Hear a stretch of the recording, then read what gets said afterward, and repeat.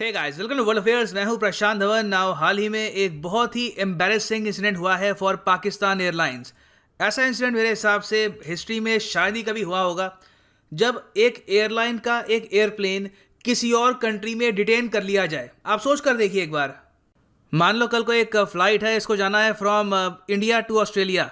रास्ते में रुकते हैं इंडोनेशिया में। अब इंडोनेशिया में जब पैसेंजर यहाँ पे रुकते हैं, एयरप्लेन की रिफ्यूलिंग हो रही है या फिर कुछ और यहाँ पे मेंटेनेंस का काम चल रहा है, अचानक से न्यूज़ आती है कि एयरप्लेन धर लिया गया है। सारे पैसेंजर्स को ये न्यूज़ मिलती है कि जिस एयरप्लेन में आप आए थे अब उसको सीज कर लिया गया है, ये है कस्टडी में। अब आप सोचेंगे कि आगे की जो मेरी जर्नी है, मुझे ऑस्ट्रेलिया जाना है या इंडिया वापस जाना है, ये मैं कैसे करूँगा। तो पाकिस्तानी पैसेंजर्स के साथ यही हुआ है। मलेशिया, यहाँ पे आप देखोगे ये एक देश है और यहाँ पे इसकी राजधानी है कोलालमपुर। कोलालमपुर में पाकिस्तान इंटरनेशनल एयरलाइंस PIA का एक प्लेन लैंड किया, मगर मलेशिया की जो यहाँ पर अथॉरिटीज़ है, जो यहाँ पर पुलिस है, इन्होंने ये प्लेन धर लिया और ये कहा कि ये प्लेन इलीगल तरीके से आप फ्लाई कर रहे हैं। प्लेन की ओनरशिप को लेकर डिस्प्यूट है और फिर कहा कि ये प्लेन हम अभी कर रहे हैं सीज, और जो पैसेंजर थे यहाँ पर इनको बस छोड़ दिया गया अपने हाल पर। और फिर पाकिस्तानी गवर्नमेंट यहाँ पे इन्वॉल्व हो रही है, वो कोशिश कर रही है कि इन पैसेंजर्स को कैसे भी करके वापस ये लोग पाकिस्तान लेके आएँ।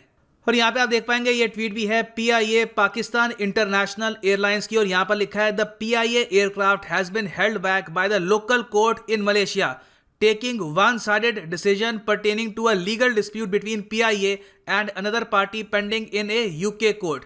अब यहाँ पर पाकिस्तान ये कह रहा है कि जो प्लेन फ्लाई किया जा रहा था PIA के पायलट्स द्वारा, इस प्लेन की ओनरशिप को लेकर एक डिस्प्यूट है जो पेंडिंग चल रहा है। इनके हिसाब से पेंडिंग चल रहा है UK की कोर्ट में, मगर मलेशिया की अथॉरिटी ने अपने आप ही एक्शन ले लिया और ये कहा कि सिंस जो प्लेन PIA फ्लाई कर रहा है इसकी ओनरशिप को लेकर डिस्प्यूट है, तो हम इसको करेंगे यहीं पर सीज। और इसीलिए आप देखेंगे बहुत सारे आर्टिकल्स में ये शब्द यूज किया जा रहा है, पाकिस्तान फेसेस बिग एम्बैरेसमेंट। ये शर्म की बात है किसी भी बिग कंट्री की एयरलाइन के लिए कि उनका प्लेन कोई कंट्री सीज कर ले, और इस केस में तो मलेशिया एक पाकिस्तान का काफी फ्रेंडली कंट्री भी है, तभी इनके साथ ऐसा कर लिया गया। और पाकिस्तान इंटरनेशनल एयरलाइंस के बारे में मैं आपको ये बता दूं, ये है एक 74 ईयर ओल्ड एयरलाइन। इनिशियली इसका नाम था ओरिएंट एयरवेज, बाद में इसका नाम चेंज कर दिया गया to Pakistan international Airlines in 1955। So discuss करते हैं इस इशू के बारे में कि इंडिया का यहाँ पर एंगल क्या है, क्यों कुछ पाकिस्तानीज ब्लेम कर रहे हैं इंडिया को इसके लिए। बहुत कुछ आपको यहाँ पर जानने को मिलेगा, मगर आपसे एक क्वेश्चन भी यहाँ पे मैं पूछूंगा। क्वेश्चन ये है कि एयर इंडिया के फाउंडर कौन है, who is known as the founder of Air India. ये आपके सामने ऑप्शंस हैं, जवाहरलाल नेहरू, JRD टाटा, वल्लभ भाई पटेल या फिर GD बिरला। नीचे कमेंट सेक्शन में करो आंसर, सही उत्तर मैं आपको दूंगा वीडियो के अंत में। और आप किसी भी एग्जाम की प्रिपरेशन कर रहे हैं, चाहे SSC, bank, railways, MPPSC, UPSC, आप परचेज कर सकते हैं अनअकैडमी के क्वालिटी कोर्सेज। इन कोर्सेज में आपको मिलेगी लाइव क्लास, आप क्वेश्चन पुटअप कर पाएंगे, और ये क्लासेस आप देख सकते हैं फोन पर, कंप्यूटर पे, टैबलेट पे, वेरेवर यू वांट। और ये प्राइसेस पे करने की आवश्यकता है नहीं आपको, सिंपली यहाँ पर यूज करो एक कोड PD10 और ये होगा आपका discounted price after using the code PD10। So use the code PD10, save money because PD10 means discount. Okay, so सबसे पहले जो ये इशू है बिल्कुल आपको बेसिक से समझाता हूं ताकि सब कुछ क्रिस्टल क्लियर हो जाए। पाकिस्तान इंटरनेशनल एयरलाइंस के कई प्लेन हैं आज के समय जो इनके खुद के नहीं हैं, ये इन्होंने ले रखे हैं लीज पर। लीज पर देती है कई कंपनीज, USA की, UK की। ये कहती है कि ठीक है, आपको अगर मान लो एक प्लेन की कॉस्ट है फॉर एग्जांपल 10 करोड़ रुपए, एग्जांपल के लिए कह रहा हूँ 10 करोड़ रुपए, आप 10 करोड़ पे मत करो, आप ये प्लेन ले लो लीज पर और हमको पे कर दो 3 करोड़ रुपए, और ये प्लेन आपका हो गया 5 साल के लिए या फिर 4 साल के लिए, जो भी अंडरस्टैंडिंग यहाँ पर होती है। तो इसी तरीके से पाकिस्तान ने भी बहुत सारे प्लेन अपनी पूरी फ्लीट में, इनके पास बहुत से प्लेन हैं इन PIA, ये ले रखे हैं लीज पर। नाउ इशू ये है कि पाकिस्तान ये कहता है कि जो प्लेन इन्होंने लीज पर लिए हैं, इशू ये है कि पाकिस्तान कहता है कि इस प्लेन की जो भी पेमेंट्स लीज के कॉन्ट्रैक्ट के अंडर इनको करनी थी, ये इसकी कंपनी को कर चुके हैं। कंपनी कह रही है कि नहीं, हमको पाकिस्तान एयरलाइंस ने प्रॉपरली पेमेंट करी नहीं है, और इसी बात को लेकर एक केस चल रहा है यूनाइटेड किंगडम में। मगर UK में ये केस क्यों चल रहा है, पाकिस्तान में क्यों नहीं चल रहा? वेल, इसका रीजन बहुत ही सिंपल है, क्योंकि जो कंपनी है जिसने लीज पर दिया है पाकिस्तान को ये प्लेन, ये है एक आयरिश कंपनी। और देखो, ऐसा नहीं है कि ये जो लीज पर प्लेन दिया है, ये प्लेन भी बिलोंग करता है आयरिश कंपनी को।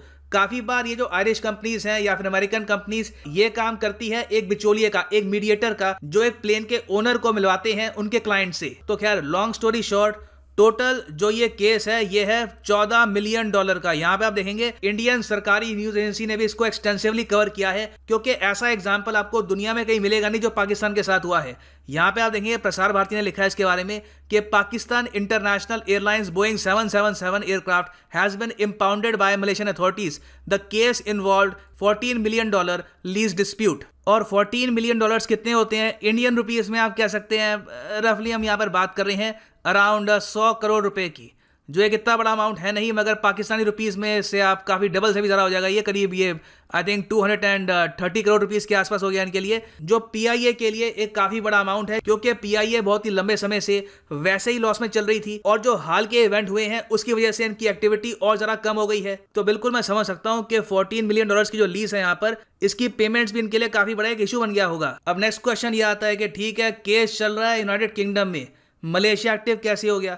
देखिए मोस्ट प्रॉब्ली यहाँ पर किसी ने मलेशिया के कोर्ट में भी एक पिटीशन डाल दी होगी और कहा होगा कि जो प्लेन पाकिस्तान फ्लाई कर रहा है इस वक्त और मलेशिया की धरती पे है, इसकी ओनरशिप को लेकर, इस इशू को लेकर एक डिस्प्यूट है, तो ये प्लेन इनको करना चाहिए सीज। और यहाँ पे जज को लगा कि ठीक है पिटीशन में ये जो बात की जा रही है ये सही है, और इन्होंने यहाँ पे ऑर्डर दिया और पुलिस ने ये प्लेन सीज कर लिया। क्या हम यहाँ पर कह सकते हैं मलेशिया पाकिस्तान के रिलेशंस खराब हो चुके हैं? नहीं, ये जियो पॉलिटिक्स, इंटरनेशनल रिलेशंस, इससे इसका कोई भी मतलब नहीं है। ये है सिंपली एक लीगल मैटर, और पाकिस्तान इस वक्त ये कोशिश कर रहा है कि जो इनका बोइंग 777 है ये मलेशिया से छुड़वा कर ये वापस पाकिस्तान लेकर आए, और जो पैसेंजर्स हैं उनके लिए इन्होंने अलग से एक प्लेन रवाना किया है। ओके, सो यूके का एंगल समझ में आ गया, मलेशिया का। इंडियन एंगल यहाँ पर क्या है? देखो अब पाकिस्तान के मीडिया ने यह रिपोर्ट किया है कि एक्चुअली में जो आयरिश कंपनी ने लीज पर दिया था पाकिस्तान को प्लेन, उसका जो असली ओनर है वो है एक इंडियन नेशनल, वो एक इंडिया का नागरिक है। यहाँ पे आप देखोगे टाइम्स ऑफ इस्लामाबाद की ट्वीट है, owner of the company leasing plane to PIA turned out to be an Indian national. तो अब यहाँ पर ये लोग ये बात कर रहे हैं कि इंडिया ने पाकिस्तान को ह्यूमिलिएट करने के लिए ये हो सकता है किया हो, और इस टाइप की थ्योरीज वहां पे डिस्कस की जा रही हैं। ऑब्वियसली ये रियलिटी है नहीं, ये आदमी मोस्ट प्रोबेबली थक गया होगा कि उसकी लीज के पैसे कब वापस आएंगे, और इसने केस कर दिया। और ये कोइंसिडेंस ही आप मानोगे कि जब ये प्लेन मलेशिया में था तो उसी वक्त वहां के कोर्ट ने जो प्ली थी वो एक्सेप्ट कर ली और प्लेन को धर लिया गया। मगर ये पूरा एपिसोड एक बहुत ही जरा बड़ा धब्बा लगा देता है पाकिस्तान एयरलाइंस की इमेज पर, क्योंकि आपको याद होगा कि 2020 में कराची में एक बहुत बड़ा क्रैश हुआ था पाकिस्तान एयरलाइंस का। उसके बाद से हमने ये देखा है कि ऑलमोस्ट एक स्कैंडल की तरह ये बात सामने आई कि पाकिस्तान एयरलाइंस में बहुत सारे जो पायलट्स हैं उनके पास जो लाइसेंस है, जो उनकी पढ़ाई हुई है एज पायलट्स, वो सब जाली है। पाकिस्तान एयरलाइंस के कई पायलट्स बिना प्रॉपर ट्रेनिंग के फ्लाई कर रहे हैं, और इन द फ्यूचर हो सकता है कि जो कराची में क्रैश हुआ था वैसा क्रैश और जगह भी हो। जैसे ही ये न्यूज़ सामने आई तो जून 2020 को पाकिस्तान इंटरनेशनल एयरलाइंस को बैन कर दिया गया था 6 महीने के लिए यूरोपियन एयर स्पेस से। ये बहुत बड़ी बात है। और साथ ही साथ यूरोप की एजेंसी ने यह भी कहा कि पाकिस्तान की एयरलाइन कैपेबल नहीं है of certifying and overseeing it's operators and aircraft. ये मैं कहूंगा एक काफी ह्यूमिलेटिंग मोमेंट था फॉर पाकिस्तान इंटरनेशनल एयरलाइंस। मगर बात यहाँ पे नहीं रुकी।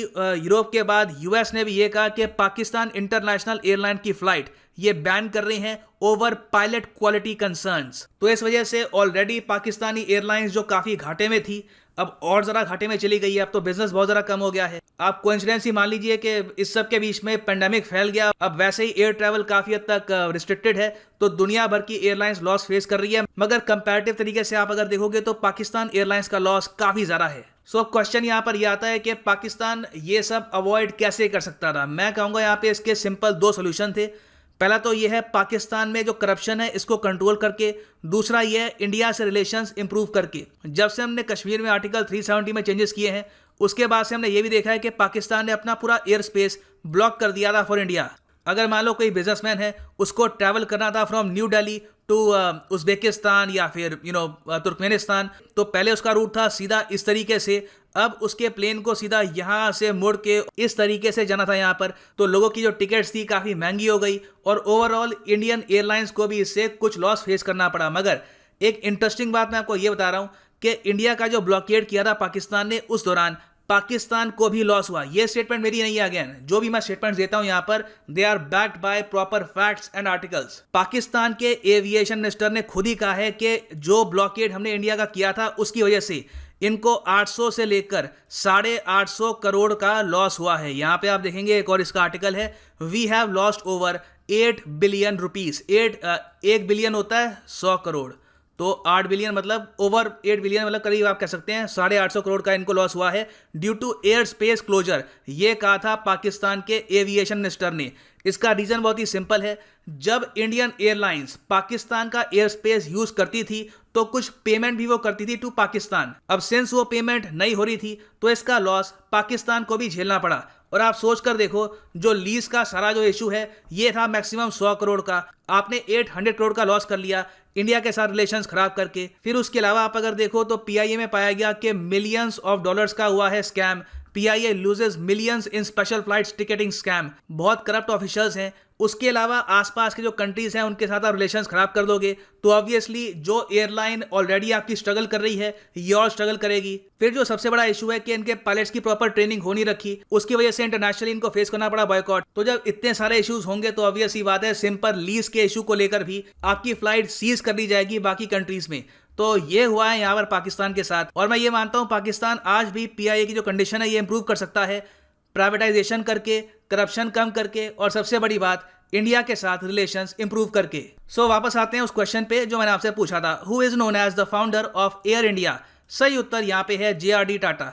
जिस तरीके से पाकिस्तान इंटरनेशनल एयरलाइंस एक टाइम पे था ओरिएंट एयरवेज, इंडियन एयरवेज भी एक टाइम पे था टाटा एयरलाइंस, बाद में सरकार ने इसको खरीद लिया और ये बन गया एयर इंडिया। सो ये है अंत इस वीडियो का। उम्मीद करता हूँ काफी कुछ आपको जानने को मिला होगा। Thank you for listening and as always God bless you all.